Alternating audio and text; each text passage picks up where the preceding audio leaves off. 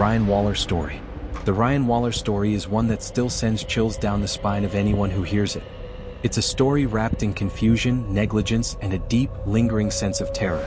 Ryan Waller was brought in for questioning late one night under the harsh lights of a cold interrogation room. He was covered in blood, the smell of gunpowder thick in the air around him, but that wasn't what caught everyone's attention. What made the officers hesitate, the thing that made their skin crawl, was the bullet that was visibly lodged in his face. Half of Ryan's face was covered in blood, the right side of his jaw barely hanging on, as though the bullet had sliced through it and lodged deep into his skull. It was a brutal, violent wound, one that should have had him fighting for his life, yet there he was, eerily calm, sitting across from two detectives who seemed more interested in their own questions than his obvious need for medical attention. Despite the agony radiating from his body, Ryan told them one thing over and over again, like a broken record. "I'm a victim. I was shot. It wasn't me. I didn't kill her." But the detectives didn't buy it. To them, Ryan was the prime suspect, and the circumstances seemed too perfect for any doubt. His girlfriend, Emily, was found dead in their apartment, a single gunshot wound to her chest. Ryan was the only one left at the scene, drenched in her blood, holding a gun in his hand when the officers arrived. At first, the officers showed a brief glimmer of concern, seeing the bullet lodged so dangerously close to Ryan's brain. But instead of rushing him to the hospital, instead of doing what any reasonable person would do and getting him help, they kept pushing him for answers. "Why'd you do it, Ryan?" one of the detectives asked, his voice sharp as a knife. Ryan's eyes were glazed over, his voice shaking but insistent. "I told you, I didn't do it. I was shot. Please, I need help." The hours dragged on, his words falling on deaf ears. Instead of medical care, instead of tending to his obvious injuries, they interrogated him. They bombarded him with questions, demanding answers he didn't have, accusing him of things he couldn't even remember. They shoved photographs of his dead girlfriend in front of him, asking him to explain why he had shot her, why her body was found in such a gruesome state. But his mind was foggy, and his pain grew worse with every passing minute. The officers didn't care. They had already made up their minds. It didn't matter that the bullet in Ryan's face was a clear indication of violence. It didn't matter that his story remained consistent from the moment they found him. To them, it was simple. The victim was dead and Ryan was the only one left to blame. But as the hours stretched into a nightmarish eternity, Ryan began to slip. The blood loss, the swelling in his brain, the effects of the bullet lodged deep in his skull, they all combined to create something far more terrifying than any criminal act. By the time the paramedics arrived, far too late, Ryan's mental state had irreparably shifted. His speech was slurred, his movements slow, as though his body was no longer his own. His mind was slipping, unraveling like a broken thread. His eyes darted around the room in confusion, his grip on reality growing more tenuous by the second. The doctors later said that the delay in medical treatment had left Ryan with permanent brain damage, his cognitive abilities shattered by the bullet and the prolonged trauma. But even worse than that, what really sent a cold shiver through anyone who heard the full story, was what happened next. The doctors confirmed that Ryan's memory was broken. His ability to recall the events surrounding Emily's death became fragmented, slipping in and out of focus like a nightmare that couldn't be fully remembered. He could recall only flashes, the gunshot, the scream, Emily's lifeless eyes. But he couldn't remember pulling the trigger, couldn't remember if he had been in control of his actions or if something else had caused the violent tragedy. He began to believe something far more sinister had occurred, something he couldn't explain. At times, he would mumble about shadows in the corners of the room, about a figure he swore he had seen standing over Emily's body. It wasn't just the bullet that had scarred him. It was the slow, creeping suspicion that his mind had been altered, that something, or someone, had twisted him into a killer when he was supposed to be the victim. The story of Ryan Waller became a cautionary tale. It was about more than just police negligence or brain damage. It was about the terrifying unknown, the loss of control over one's own body and mind, and the suffocating feeling of being trapped in a reality where nothing was as it seemed. Ryan's story haunted those who investigated it, leaving them wondering, had he been the killer all along, or was he something else entirely? This version builds on the psychological horror of the original story, adds more tension, and develops the atmosphere to keep readers on edge. It leaves a sense of unease, questioning the truth behind Ryan's involvement in the murder, and whether his mind has been altered by something far darker than a simple bullet wound. Oliver Town. It was a crisp fall morning in Kenora, Ontario, when a story began that would haunt the small town for generations. Around 50 years ago, a man walked into the heart of the town, a figure that would forever remain a mystery. His name never spoken aloud, his face never seen. But they gave him a name nonetheless. A name born from the whispers in the streets, a name that would echo for years to come: Oliver Town. The day started like any other. People bustled about in the downtown area, shopping, running errands, and chatting with neighbors. The local bank, a modest building on the corner of Main Street, was crowded with customers that morning. But everything changed when he entered. The man, his face hidden by a darkened hood and large sunglasses, approached the counter of the Kenora Savings Bank. In his hands he held nothing but a small yellowed piece of paper. The note, scrawled in messy handwriting, was simple but chilling. He handed it to the teller, who stared at the words, heart sinking with the weight of what they implied. "Give me all the money. I have a bomb. Don't try anything." Behind his sunglasses, the man's eyes were cold, emotionless. He didn't speak, didn't demand anything further. He only stood still, waiting. The teller, wide-eyed with terror, nodded frantically, unable to muster words. She quickly moved to gather the cash, hands trembling, while the man's chest, clad in a thick, bulky jacket, seemed oddly out of place. It was too heavy, too rigid, as though the man were wearing armor. The tellers and customers in the bank began to realize something terrible. The man wasn't just robbing them, he was preparing for something far worse. As the teller filled a bag with money, a second detail became all too apparent. A detonator was clenched between the man's teeth. It was the kind of thing that could end everything in a heartbeat. The tension in the bank grew, thickening with the fear that clung to every breath. But then, without a word, the man turned and walked toward the door. His heavy boots clicked against the marble floor as he exited the bank, the door swinging open with a hollow creak. A crowd had gathered outside, drawn in by the commotion inside, their voices rising as they talked about the robbery. The man, his face still obscured, stepped out into the light, the bag of money clutched tightly in his hands. He paused for a brief moment, his eyes scanning the street. His shoulders were tense, and as he began to walk toward the street corner, something went terribly wrong. His foot caught on the curb, just a small stumble, but it was enough. The explosion was deafening. It tore through the crisp autumn air, shaking the ground, sending debris and shattered glass flying. The sound was so sharp, so violent, that it left a ringing in the ears of anyone who had been close. For those watching from the sidewalk, time seemed to slow as they saw the man collapse in an instant, his body torn apart by the blast, consumed in fire and smoke. The crowd was thrown into chaos, some screaming, others frozen in place, unable to comprehend what they had just witnessed. When the dust finally settled, there was no trace of the man left. Nothing but a few charred remnants of clothing and the faint smell of burning. But his face, his identity, remained a mystery. The police, the authorities, the townsfolk, they searched high and low. No one could find a single clue to reveal who he was. The explosion had been so powerful, so destructive, that even the tiniest shred of evidence was obliterated. No fingerprints, no personal items, nothing that could lead them to his past. It was as if he had been erased from existence the moment he stumbled. But the whispers didn't stop. The townsfolk spoke of him in hushed tones, as if somehow his name, his very presence, lingered in the air. They started calling him Oliver Town, a name that felt heavy with meaning, though no one could explain why. It wasn't just the incident that marked him, it was the town itself and the way the memory seemed to infest the streets. It was as if his death had bled into the very fabric of the place, the town forever altered by the tragedy. Some believed Oliver Town was not just a man but a symbol, a grim reminder of what could happen when desperation and madness collided. Others speculated that he had never been a man at all. Some said he was a ghost, a restless spirit seeking revenge, forever tethered to that moment.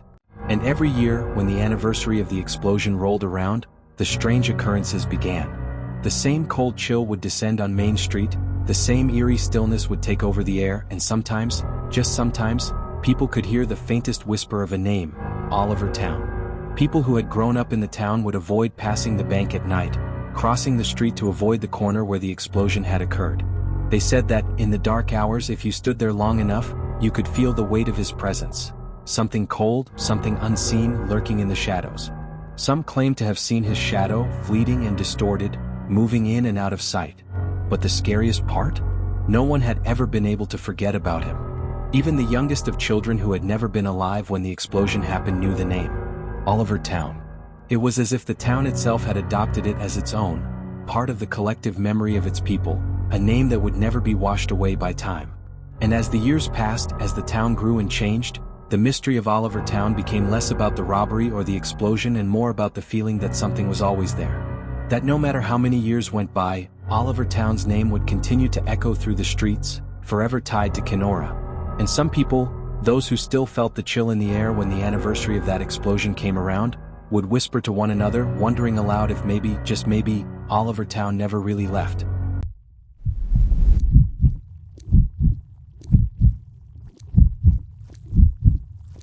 The online friend. Sarah had always dreamed of becoming a mother. She had been trying for months, and finally, when she found out she was expecting, she couldn't have been more thrilled. But the excitement was quickly overshadowed by the isolation she felt after moving to the quiet town of Ashford, Ontario. The small town seemed to close in on her, and the further her pregnancy progressed, the more she felt alone. Most of her family lived far away and her husband worked long hours. It was hard to talk to people who didn't understand the exhaustion, the cravings, or the overwhelming fear of bringing new life into the world.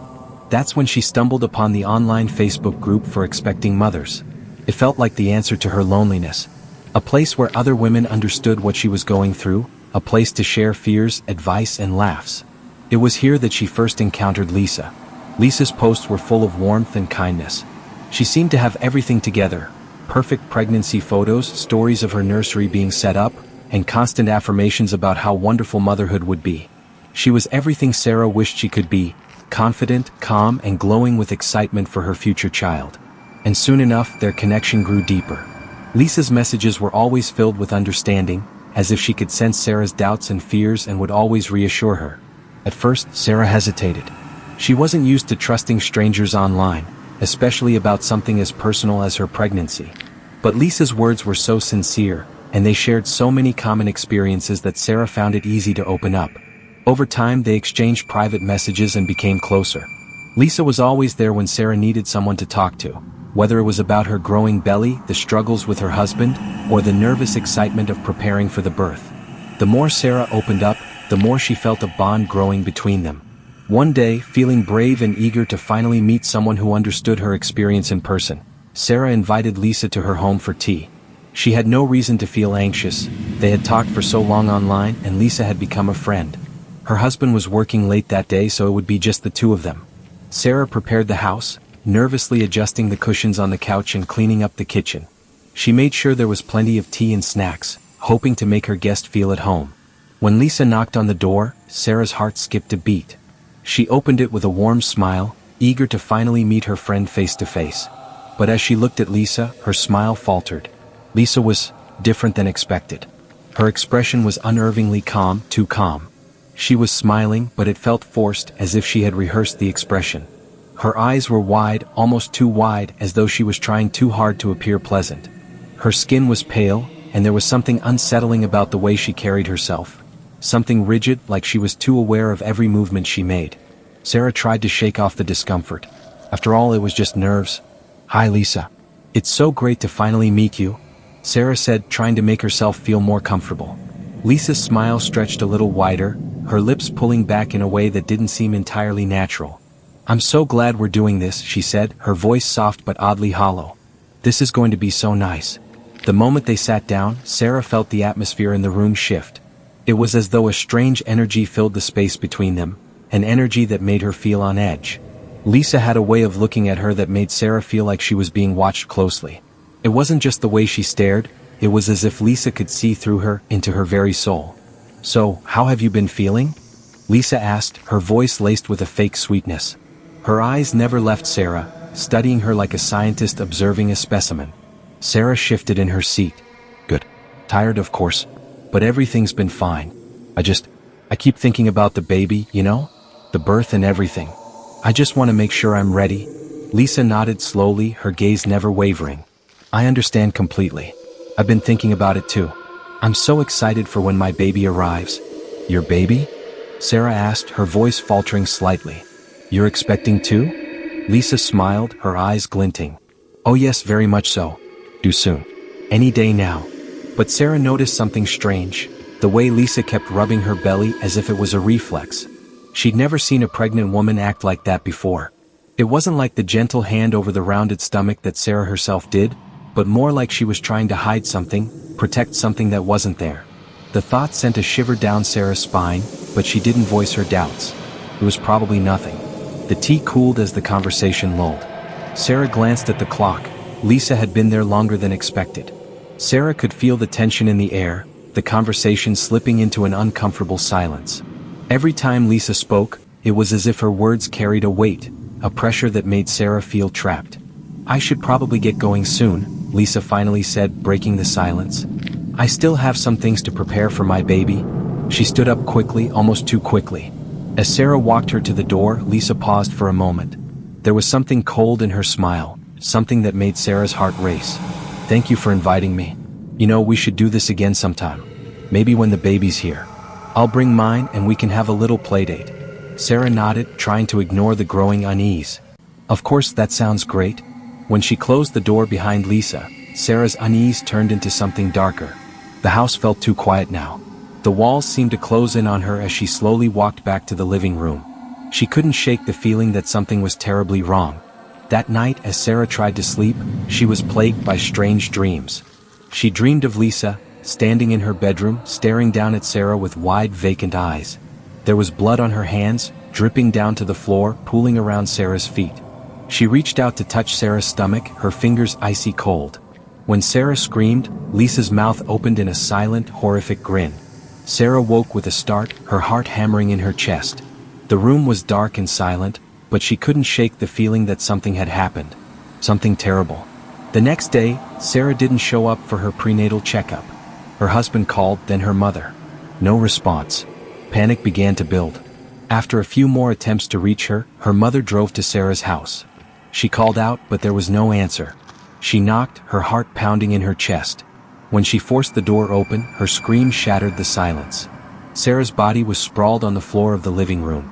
Her stomach had been sliced open, a brutal, surgical incision. Her intestines spilled out like entrails from a butchered animal. But what was most horrifying was the emptiness. The baby was gone. The police arrived quickly, and as they combed through the house, they found Lisa's name. At first, there were no real leads. But as the investigation deepened, something chilling surfaced. Messages from Sarah's Facebook conversation with Lisa were discovered. The last message from Lisa read, "Don't worry, I'll take care of everything. You're doing so well. The baby will be perfect." The police traced Lisa's history. Her online persona, the stories of her pregnancy, everything was a lie. Lisa had never been pregnant. She had fabricated the entire thing, creating a persona of a mother-to-be, gaining Sarah's trust, befriending her, all so she could murder Sarah and steal her baby. But it didn't stop there. Lisa's twisted deception went even deeper. She had a nursery prepared, a crib set up, and toys scattered around her home. Everything pointed to one horrifying truth. Lisa had been planning this for months, pretending to be pregnant just to replace the child she could never have. But there was no remorse from Lisa. When arrested, she claimed that the baby had always been meant for her. It wasn't about Sarah. It was about her need, her desperation. The DNA test confirmed the horror. The baby belonged to Sarah. The town of Ashford was never the same after that. Mothers looked at their newborns with fear, unable to shake the thoughts of what happened.